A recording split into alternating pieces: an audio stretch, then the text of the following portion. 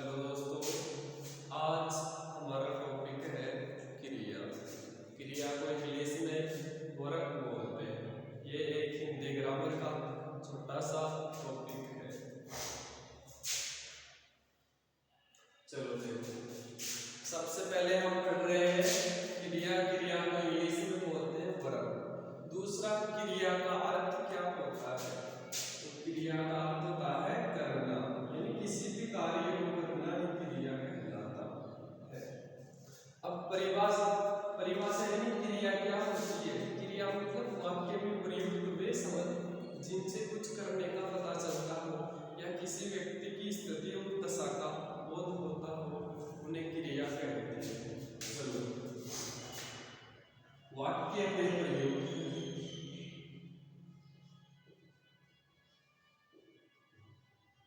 वाक्य में प्रयुक्त वे शब्द वाक्य में प्रयुक्त वे शब्द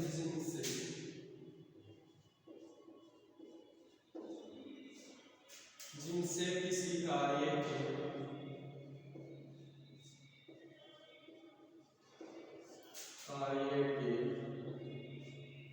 करने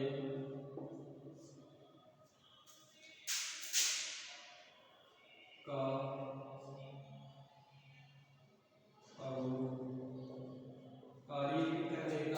किसी व्यक्ति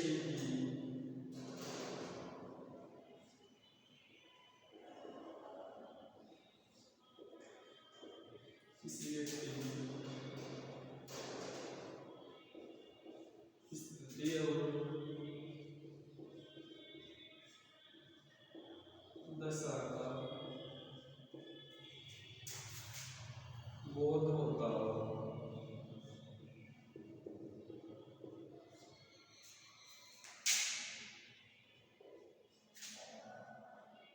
उन्हें क्रिया कहते हैं। वाक्य में मतलब वाक्य में वे शब्द जिनको देखकर हमें ये पता चलता है कि कुछ कार्य के होने का बोध हो रहा है या फिर किसी व्यक्ति की स्थिति और दशा का पता चल रहा है, उन्हें क्रिया कहते हैं। ठीक है। और क्रिया का अर्थ होता है करना। अब जैसे कुछ उदाहरण लेते हैं। बालक हंस रहा है। अब इसमें बालक कर्ता, कार्य को करने वाला कर्ता होता है। बालक क्या कर रहा है? हंस रहा है। इसका मतलब हंसना क्या है? इसकी क्रिया। अब सीधा क्रिया का तो कर्ता पर पड़ रहा है। ठीक है दोस्तों, इसलिए इन शब्दों से हंस रहा है, रो रहा है, खेल रहा है, पढ़ रहा है, सो रहा है, ये शब्द है क्रिया। ठीक है। अब पढ़ते हैं क्रिया के भेद। क्रिया के भेद दो आधार पर दोस्तों। पहला तो है क्रम के आधार पर,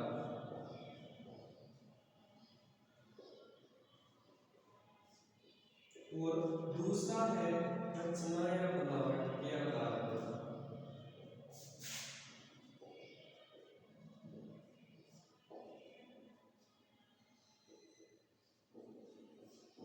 यानी क्रिया के भेद दो प्रकार से देखे जाते हैं या दो आधार पर है क्रिया के भेद। पहला है क्रम के आधार पर और दूसरा है रचना या बनावट के आधार पर। तो आज हम पढ़ते हैं क्रम के आधार पर क्रिया के भेद। यहाँ तक दोस्तों अच्छे से समझ में आ गया होगा। वापस देख लो एक बार। क्रिया को इंग्लिश में वर्ब बोलते हैं। इनका हिंदी में शाब्दिक अर्थ है करना, यानी किसी भी कार्य को करना या कुछ किया जाना।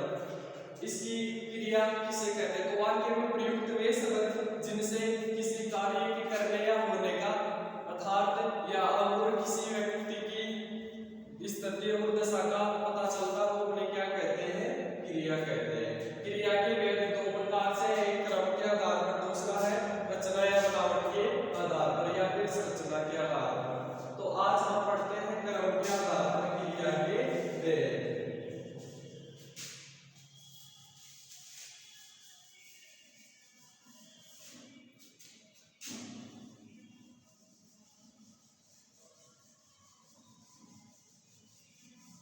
देखो क्रम के आधार पर क्रिया के भेद हैं दो प्रकार से।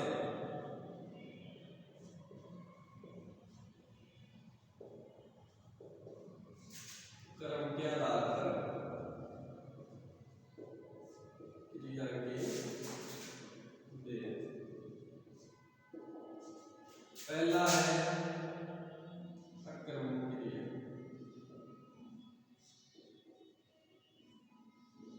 और दूसरा है सकर्मक क्रिया।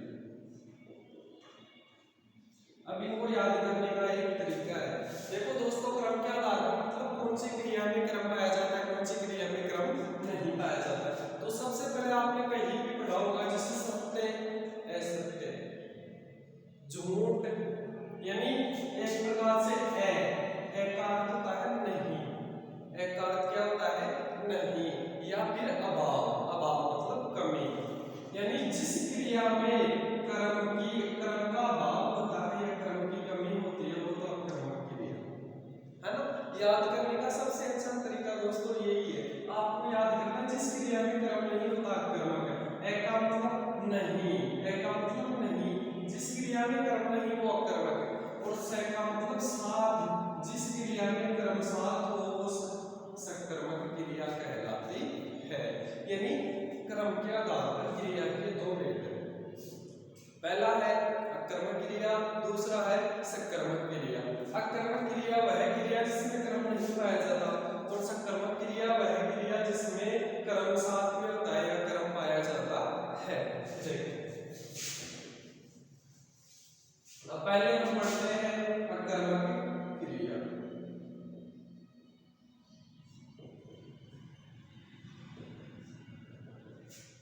जिस क्रिया में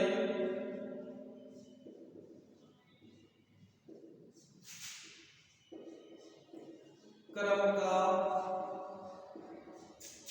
अभाव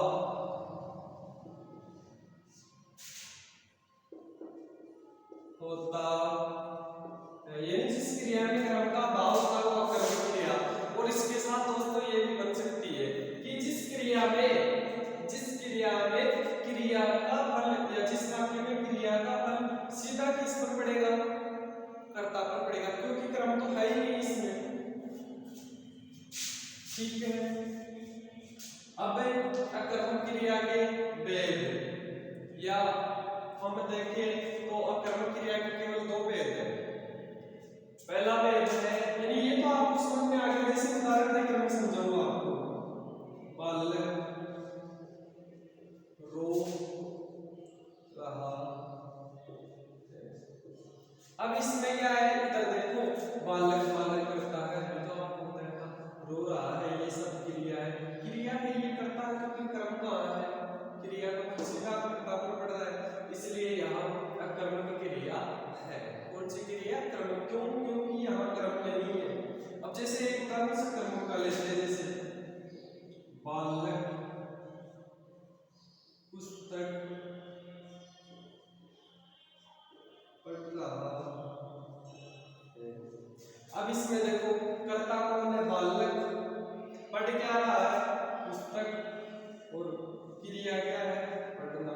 कर्ता है, क्रिया है, क्रिया का मतलब किस पर पढ़ रहा है, क्रम पर पढ़ रहा है। क्या पढ़ रहा है, बालक, बालक पुस्तक पढ़ रहा है, बालक पुस्तक पढ़ रहा है, तो इसमें क्रम है, इसलिए ये सकर्मक क्रिया का उदाहरण है। ये आपको समझाने के लिए किया दोस्तों। अब अकर्मक क्रिया के भेद, तो अकर्मक क्रिया के दो भेद होते हैं। पहला है पूर्ण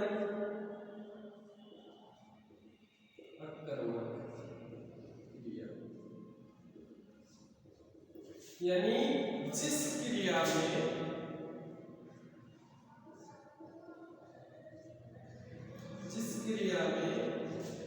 किसी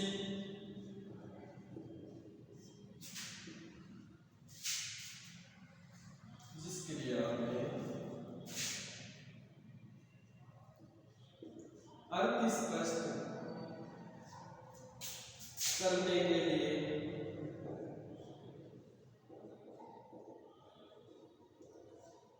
किसी पूरक शब्द की जरूरत है,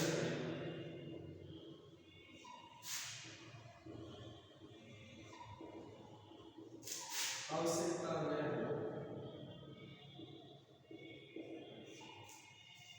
न हो। यानी जिस क्रिया में हमें किसी पूरक शब्द की जरूरत न पड़ो, जिन पूरक शब्द की जरूरत न पड़ने पर भी हमें उनका अर्थ है वो स्पष्ट हो जाता है। जैसे उदाहरण दे रहे हैं, बालक खेल रहा है। अब यहाँ ये पूर्ण कर्म क्रिया है, क्योंकि सीधा सा स्पष्ट होगा बालक क्या कर रहा है, बालक खेल रहा है। अब इसका दूसरा उदाहरण लेते हैं, जैसे बालक रहा है, ये अपूर्ण है, यानी इसमें कोई सार्थक शब्द नहीं मिल रहा है, इस पंक्ति का वाक्य का कोई अर्थ नहीं बन रहा है। अभी यहाँ जरूरत है पूरक शब्द की, बालक पढ़ रहा है, खेल रहा है, दौड़ रहा है या क्या कर रहा है, इसलिए यहाँ जरूरत है, ये अपूर्ण है। इसमें जिसमें सार्थक शब्द दिए हुए हैं, सार्थक वाक्य है, पूरा सीधा सा अर्थ स्पष्ट हो रहा है। इसका मतलब वो क्या है, वो आपकी पूर्ण कर्म क्रिया है। जैसे बालक खेल रहा है, मोहन दौड़ रहा है,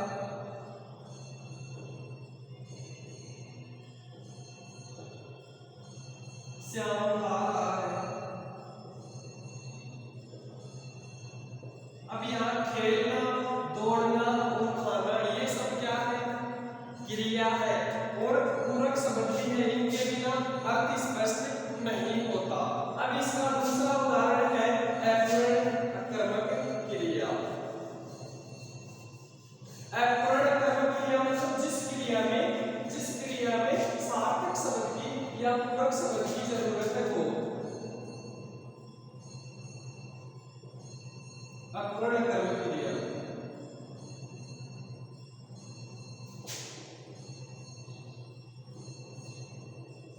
अपूर्ण कर्मक क्रिया यानी जिस क्रिया में या जिस वाक्य में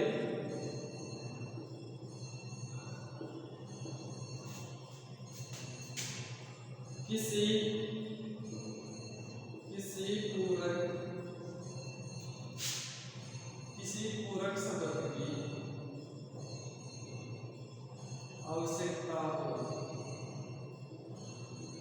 यानी उस शब्द के बिना अपूर्ण है क्रिया। अब कौन सा है ऐसा शब्द, अभी उदाहरण लिया था, जैसे